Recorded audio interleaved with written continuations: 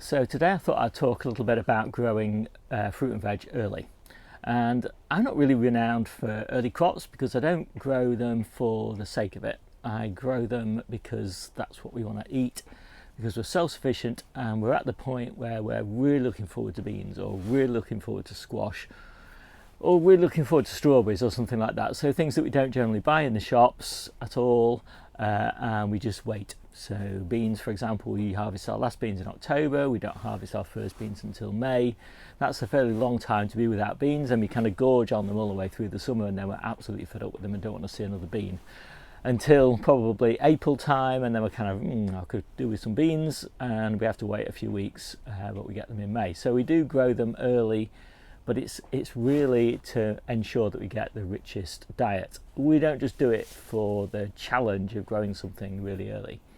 The other thing we don't do is we don't heat anything. So we don't have any heated environment other than the house. And we do grow some stuff in the house just to get an early start, but we don't heat the polytunnel, we don't heat the greenhouse. And so, there's only so much you can do. But that said, I think that's quite a common situation. Not many people want to spend money heating buildings, polytunnels, greenhouses, etc. And not many people want to just do it for the challenge. Quite a lot of people want to do it for the food. And so if you like that, then you're like me. And so I thought I would talk through, this is a long intro, I thought I'd talk through the sort of things that I think work really well in that situation. So the first one is strawberries. Now, strawberries are an incredible early crop. They're just the sweetest, everybody knows what strawberries taste like, don't they? So they're just a fantastic early crop. I do mine in the polytunnel. I like to have them in hanging baskets up in the polytunnel, and I'll start rooting the runners into those hanging baskets in, a few weeks time now. And then by sort of September, October time, there'll be nice big plants. I'll leave them outside until sort of February time. And then I bring them inside into the polytunnel, and they just romp away, and I get a really nice early crop. I have some second early strawberries that I do in a cold frame. I do those interplanted with garlic, and they follow on nicely. So I get a nice continuous supply. First early's in the polytunnel, second early's in a cold frame, main crop outside, late crop outside. I am kind of tempted to maybe do some late crops, super late crops kind of in the polytunnel, but I haven't managed to get around to doing that yet. So the next one is courgettes. Now I think courgettes are the absolute best early squash that you can do. There's other sort of things like trumpetinos, centre cut, things like that, but they're just not as prolific. They take up a lot more space. And they're not as easy to move around as courgettes. And one of the things I really like about courgettes is you can kind of start them in big pots in a conservatory or something like that, so you can start them quite early. Then you can bring them in a polytunnel. You can wrap them up with bubble wrap just to keep the frost off in those first few weeks. So I start mine sort of back in early April, move them into the polytunnel very early May or late April, depending on what the weather forecast's like. And I keep them in here until about June, and then I move them outside. And that's the beauty of doing them in containers, is that you don't use up all the polytunnel space in June and July, because they're just great in pots outside for a few more weeks. So I think courgettes are great, and I'm actually just picking some courgettes right now, and they're really good, nice size. And these are the ones that I've been in the containers for ages now, and they're still kicking out courgettes, so I'm really happy with those. So the next one is what's behind me. So French and runner bean, French bean crosses. Now I actually think they are better than runner beans, so true runner beans. So true runner beans obviously we do outside, but for the ones in the polytunnel, I like French beans. I like Cobra or any of the French bean runner bean crosses. There's lots of those. And if you want the details of any of those, then I've actually got a nice little database which I'll show you now, which takes you through all of my early first harvests. I don't do every first harvest, like going on into summer and all of that sort of thing, because everybody's doing those. But for the early ones, then I do try and keep a track of those. So I've got, as I say, a nice little database. There's a link to it in the description below. You can take a look at that. And it's just linked off my standard sowing log. So in the sowing log, I just put the first harvest date, and you can see what the time to maturity is and all of that sort of information as well. So yeah, what I do with those again is I just start them at home in modules, transplant them into these sort of, you know, late April again, early May, and again they romp away in here, and we've been harvesting those now for quite a few weeks, and we really love them, and we're getting a nice little harvest every day. So that's today's pick, and to be honest, we don't get through that many beans every day, and that's just off the early crop. So what we do is my first earlies I do in the polytunnel, my second earlies I do under a low tunnel, and they're just dwarf French beans, and to be honest, most of the time they're just exposed to the elements. But if there's any real bad weather, then we'll just close the low tunnel top on them. And then of course I do my main crop just like everybody else does on canes outside. I have experimented with a late crop in the polytunnel as well, and to be honest, they grow really well, but you don't get quite as many beans. I think they want the heat of summer to get the beans, you know, in sort of in large quantities. But if you want a really late crop, then it's worth giving it a go. Now, I really like to do cool weather crops early. I think cool weather crops are much better than summer crops. So I don't do tomatoes, for example, because I find that the yield off them is not that great. The taste isn't that great. We've got great, fantastic tomatoes from the supermarket at the moment. So you know, I'm quite happy just to buy tomatoes. We generally buy them all year round, not all year round. We generally buy them out of season from the supermarket, and the ones that we get are really great. So we don't really bother with doing those early. But cool weather crops, things like beetroot, lettuces, turnips, radishes, all those sorts of things, they are fantastic early. You can get them really early. So we are eating sort of radishes in March, for example. We're eating, you know, good sized baking potatoes in early May, late April sort of time. We're eating obviously new potatoes all year round, and just general purpose potatoes all year round, but getting early baking potatoes is a real focus for us. And we do the baking potatoes in the conservatory, and we start those in sort of January, early February, so that they get a nice long growing period. I like to do Charlottes, they take 120 days, so you can tell just from that you're going to be harvesting those in May. So then onions are the next one. So we've tried onions in a few different ways now. We like the polytunnel the best. I stick them under my little trestle tables. There's a little bit of shade there. They don't really mind a small amount of shade. They still grow really nice and big. But importantly, what they do is they grow about 3 weeks earlier than the ones outside. Now, 3 weeks doesn't sound very much, but you don't grow very many of them, so they don't take up very much space in the polytunnel. But 3 weeks is quite important if you run out of onions. So we generally run out of onions in sort of, you know, late April time. It's not so much we run out, it's just that the quality is not very good by that time. And so then we switch over to sort of big spring onions. We have really big, nice big bunches of those, and we don't mind that. But we really like to get full-sized cooking onions nice and early. So dedicate just, you know, a couple of square feet to those in the polytunnel, and it's a really worthwhile thing to do. Another thing I really like doing is early celery, and so we're harvesting our celery now in the polytunnel. We've been harvesting it for probably about a month now, and it's really nice. We just harvest it as a cut and come again crop, just taking the outer stalks off. Lasts us until about October, then we clear the bed.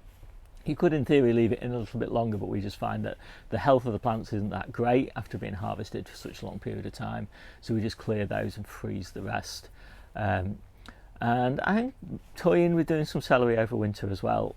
It is quite a good polytunnel crop over winter. Now, we have tried doing early garlic, and to be honest, I don't recommend that.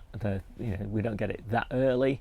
And there's a superb alternative crop, which is just harvesting your garlic green, and, you know, not bothering about waiting until the cloves have formed. So until the bulb is split into multiple cloves, just the monobulb is just fine, and you can get that way earlier than you can get garlic that's actually cloved. So I really like that. With the green garlic, of course, you eat the whole of the stem as well as the monobulb, and yeah, I absolutely love it. I think that green garlic is one of the most underrated crops. We grow huge quantities of it, and yeah, we absolutely love it. So we're eating that all the way through sort of April, all the way through until sort of sometime mid-May, something like that. And then we'll switch over to the early main crop garlic.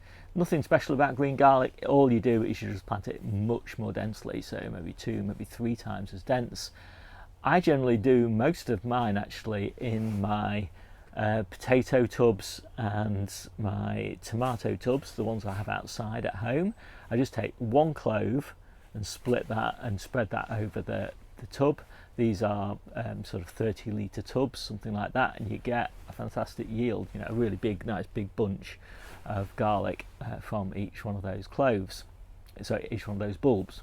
So we always use our smallest bulbs, the ones that we don't think are useful for storing, and just plant those as usual, just as you do your normal garlic. As I say, just plant them close together, and yeah, harvest them early. Fantastic. So spinach is a great one to grow early, and lettuces, and we find the lettuces do really well in the polytunnel. They don't do quite so well in cold frames and low tunnels outside, unless they're planted a little bit later and sort of overwintered as small plants.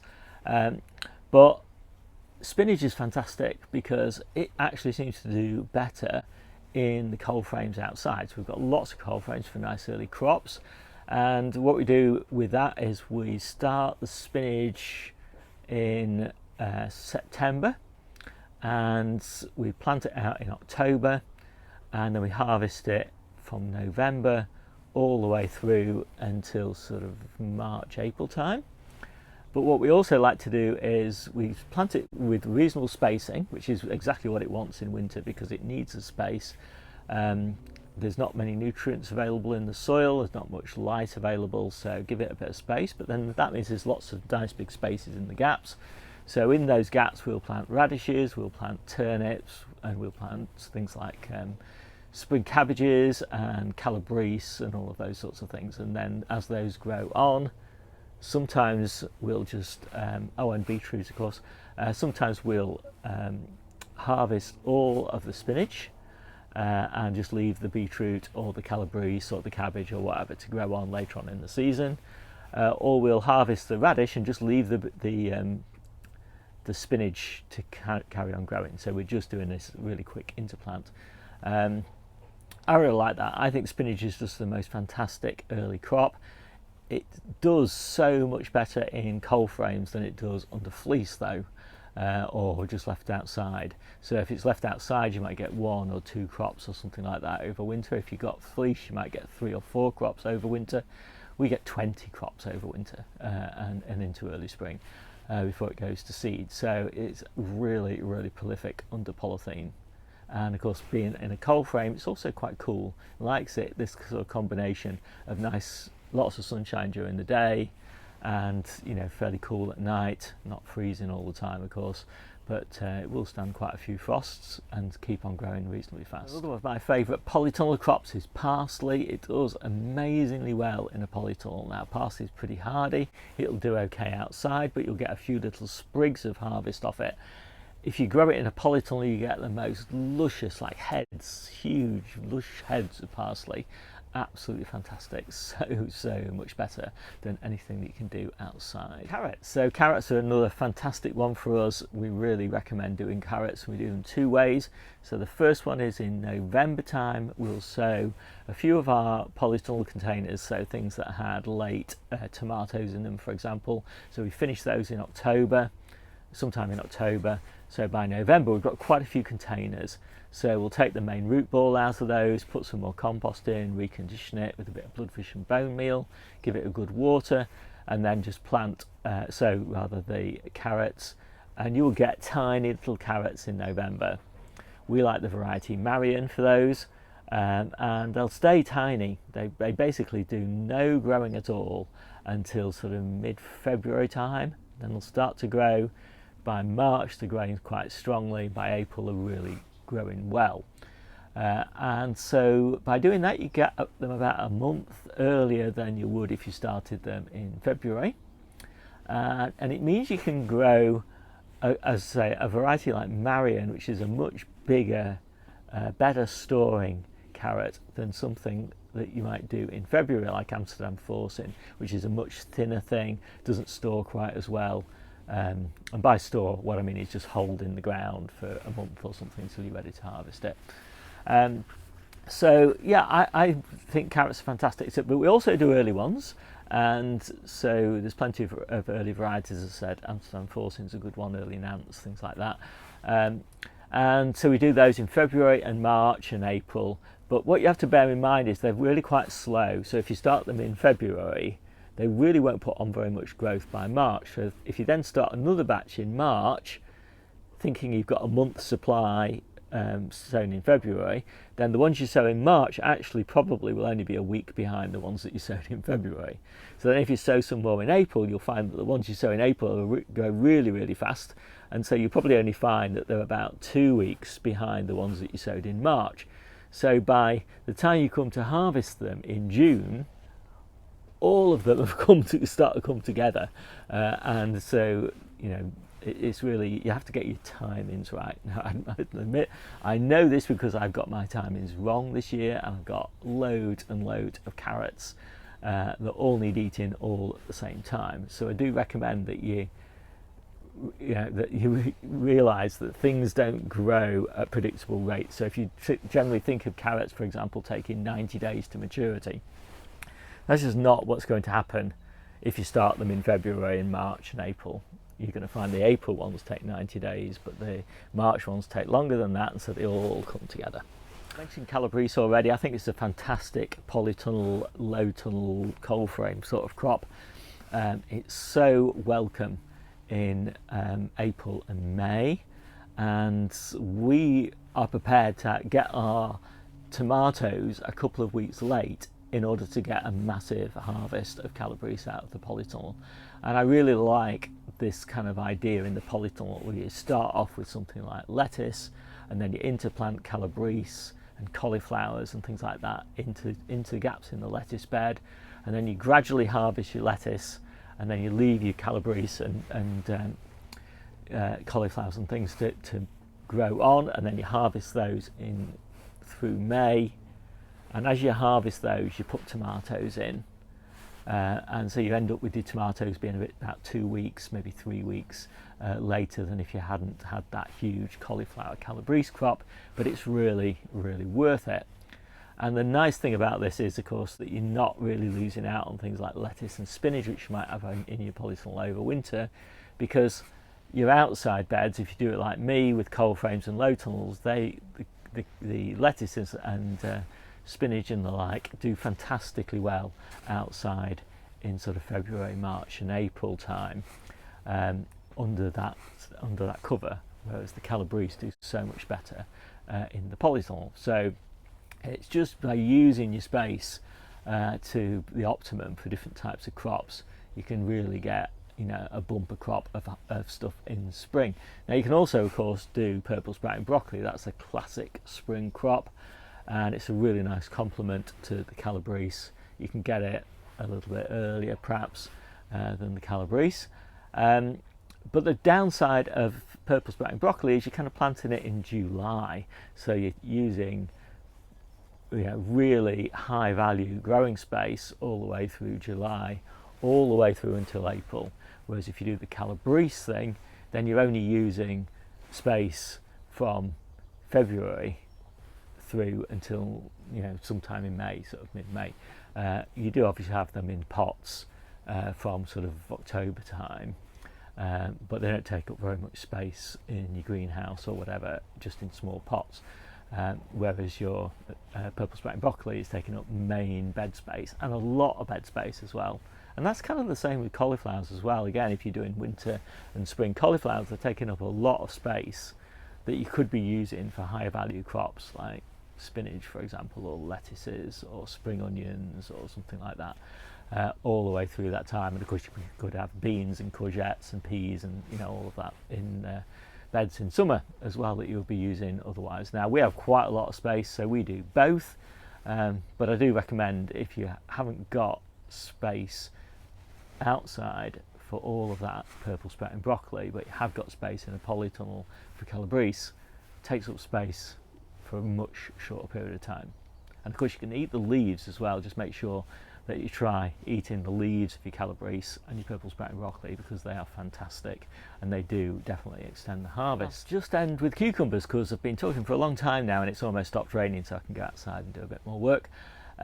Cucumbers are the most fantastic, I think, early crop. So unlike tomatoes, where you only get a very small harvest early on, cucumbers you get a massive harvest early on. So we start our cucumbers really early, so they're growing really strongly, nice big plants in April.